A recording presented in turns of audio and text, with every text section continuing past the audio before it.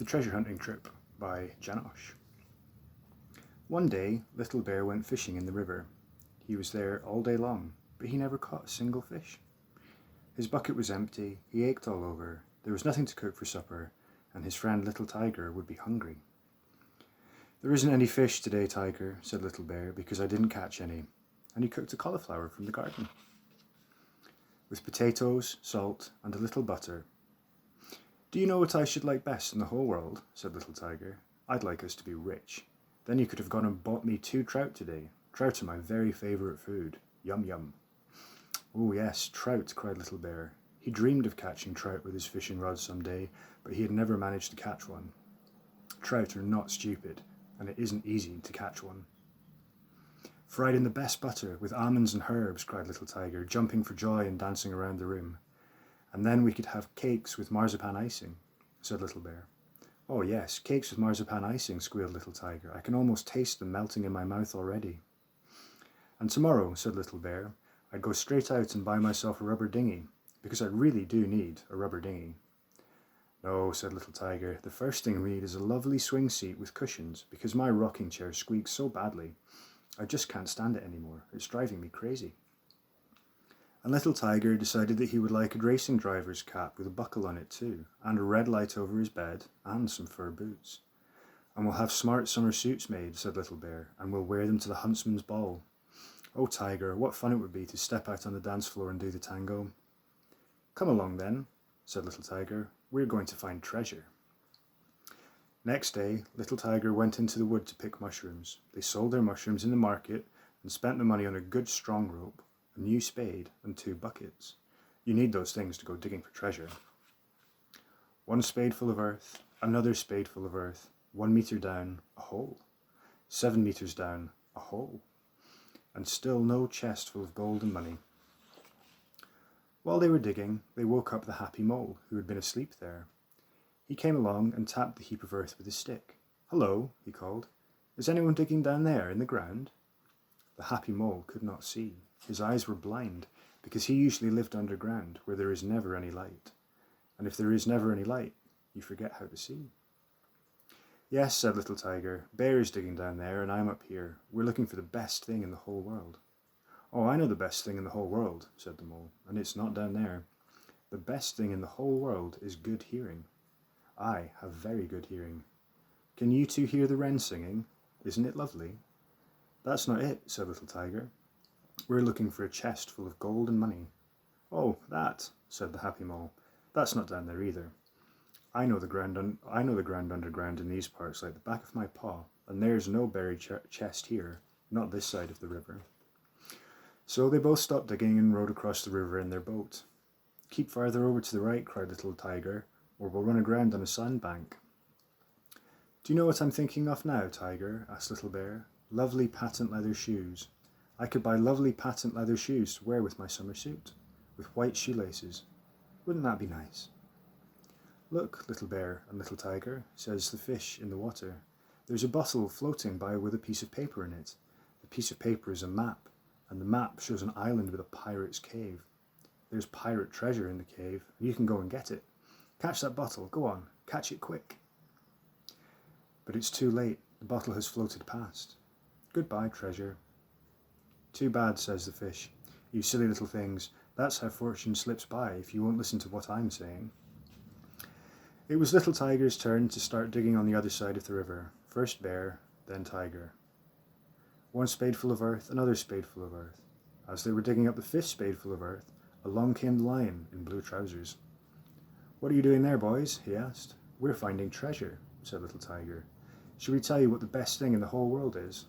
"I know that already," said the Lion in blue trousers. "It's being strong and brave. Would you like to hear me give a good loud roar?" And he roared so loud that the leaves on the trees in the big wild wood were still trembling anything 3 hours later.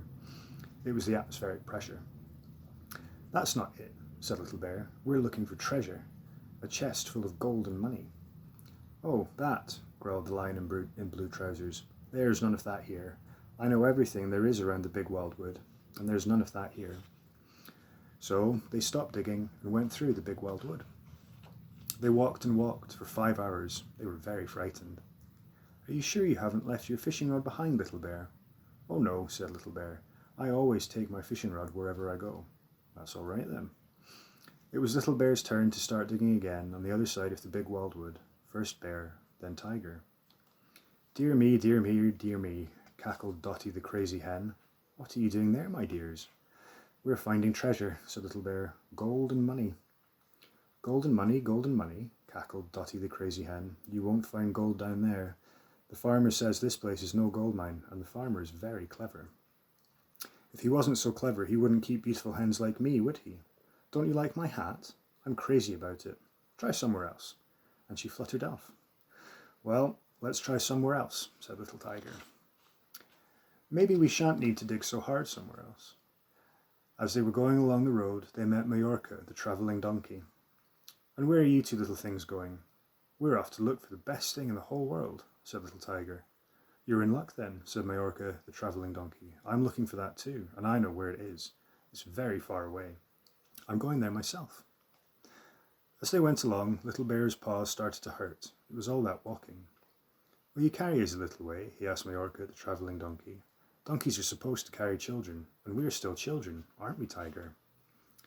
Then they sailed across the sea. When they reached land, Majorca, the travelling donkey, picked up his suitcases and went travelling on, because far away is never where you are. "I know what," said Little Bear. "We'll look for treasure in the sea. There's always pirate treasure sunk in the sea." Little Bear went to catch some fish. They sold their fish in the fish market and spent the money on 2 divers' helmets and oxygen packs for diving. But there wasn't any treasure down in the seabed either. No chests, no gold, and no money. And when they came up to the surface again, the big fat man holding a rope with a motorboat on the end of it laughed at them. "I suppose you two were down there looking for treasure, were you?" he said. "Yes," said Little Bear, "because you see what Tiger and I need is..." "Ho, ho, ho. You'll be a long time searching, boys," laughed the fat man with the motorboat. "You won't find so much as an empty shell down there. We've cleaned it all out. Hard luck." Oh dear. Suddenly, the world was so empty, and the sea was so cold and deep, and their little house by the riverside was so far away.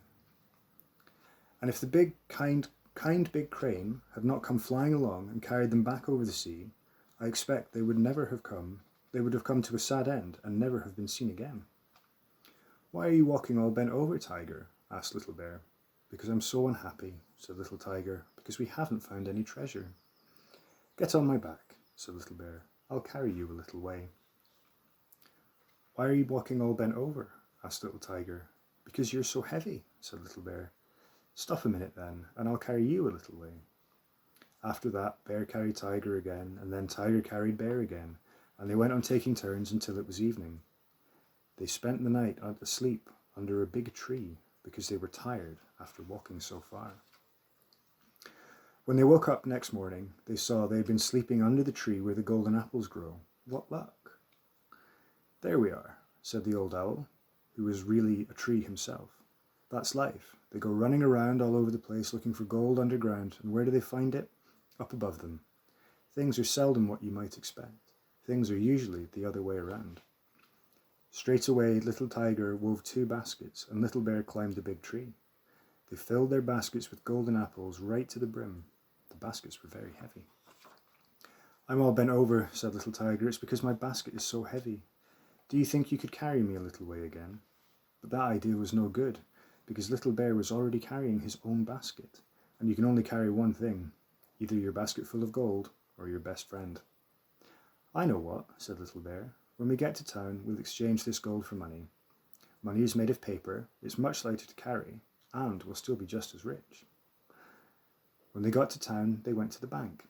There was a nice man who counted the golden apples and said, 800. Exactly 800. 800 is twice as much as 400, so 800 is twice as much as 400, so I'll give you 400. "Oh, twice as much," cried Little Tiger. "You see, Bear, we're going to live happy ever after. We've got exactly twice as much now. Isn't that wonderful?" The money was not heavy. There was only enough of it to fill a bag. They could carry the bag between them and still have a hand free each for picking berries. Near a wood, someone came to meet them. I am on His Majesty's service, he said, and I hear you have money. Half of everybody's money belongs to the king. That's the law. In return, the king will protect you from the robber Rodrigo and take care of you when you were in need. So they had to give him half their money, and he hurried all the way round the wood and came to meet them again. Ah, we've met before, he said in a friendly voice, and as we already know, you have money, and half of everybody's money belongs to the king. That's what the law says. In return, the king will protect you from the robber Rodrigo, and so on and so forth. He did that 3 times. So, how much do they have left? Can you do the sum? What a shame, said Little Tiger. Your share's all gone, Bear. My share? Cried Little Bear. What do you mean, my share? Your share's all gone, you horrible beastly tiger. Then Little Tiger called Little Bear a silly idiot, and they went on calling names, and then they started fighting. You foolish little things, said the bird in the grass, each of you fighting his very best friend just because of money. Tomorrow someone will come on His Majesty's service again, and you won't have anything left at all, not even a friend. Really, how stupid can you get? That night they made friends again because they were scared all alone there, and when they were asleep the robber Rodrigo came and stole the rest of their money. Wait a minute, you rotten robber. Don't you know that the king protects everyone who's paid up? That just makes the robber Rodrigo laugh. The king, he says, him protect people? He's asleep in bed, a long way off, so how could he protect anyone? Ha ha ha. And he ran off into the wood, never to be seen again. So now Little Bear and Little Tiger had nothing left at all. Why are you walking all bent over, Tiger? Asked Little Bear. I'm so unhappy, Bear. Then climb up, and I'll carry you a little way. After that, Tiger carried Little Bear again, and then Little Bear carried Little Tiger again. No more quarrelling, and no more fighting. No heavy baskets to weigh them down, and no one on His Majesty's service to take half their money away. Oh, Tiger, how nice this is, said Little Bear, when Little Tiger was carrying him. That night they slept out in the open. They didn't need to shelter under a tree, and they had nothing left for the robber Rodrigo to steal. When they got home, they found the happy mole asleep on their sofa.